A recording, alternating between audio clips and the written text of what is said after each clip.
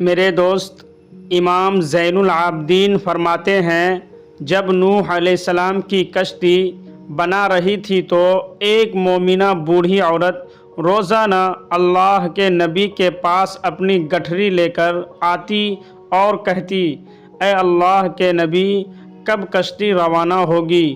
نوح علیہ السلام فرماتے، ابھی دیر ہے۔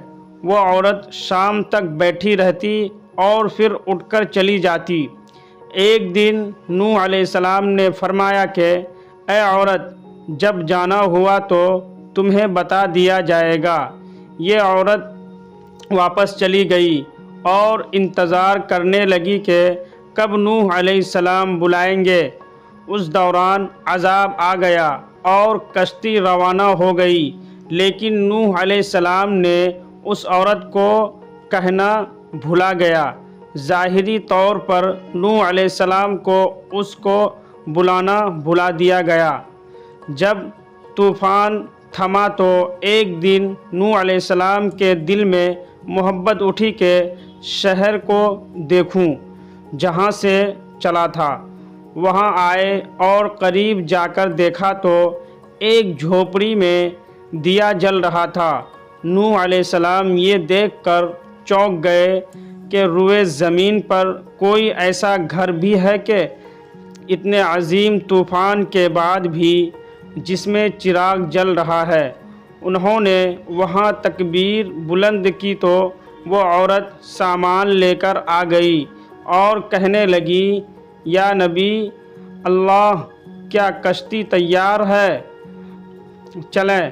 نوح علیہ السلام نے حیرت سے اس کو دیکھا اور کہا، رکو بوڑھیا، کیا تمہیں کچھ بھی پتہ نہیں چلا؟ وہ کہنے لگی، یا نبی اللہ، کیا نہیں پتہ چلا؟ کہا، اتنا بڑا سیلاب آیا، بارش آئی، تمہیں کچھ بھی پتہ نہیں چلا؟ بوڑھیا کہنے لگی، یا نبی علیہ السلام، بس ایک دن بادل گرجے تھے اور کچھ ہلکی سی پھوہار پڑی تھی۔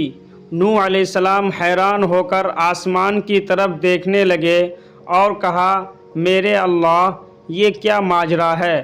اللہ تعالیٰ نے نوح علیہ السلام پر وحی بھیجی کہ اے میرے پیارے نبی، اس عورت کے دل میں چونکہ تمہاری محبت تھی اور تم نے اسے پابند کر دیا تھا، اور چونکہ تمہارا اس سے وعدہ بھی تھا کہ نجات کی کشتی میں اسے لے جاؤ گے، تب جبکہ تم نے اپنا وہ وعدہ پورا نہیں کیا۔ لیکن اے نوح علیہ السلام، میں تو تمہارا وعدے کا ذمہ دار تھا، اس لیے میں نے اس بوڑھیا تک عذاب پہنچنے ہی نہیں دیا۔ امام سجاد علیہ السلام نے پاس بیٹھے اپنے مومنین سے فرمایا، او مومنو، یہ حدیث قیامت تک کے مومنین تک پہنچانا تم پر واجب ہے۔ انہیں بتا دو کہ جس نے ہم سے محبت کی، قیامت کا عذاب ضرور آئے گا، لیکن جیسے اس بوڑھیا کو پتہ نہیں چلا، ہمارے مومنوں کو بھی پتہ نہیں چلے گا کہ کب قیامت آئی اور کب چلی گئی۔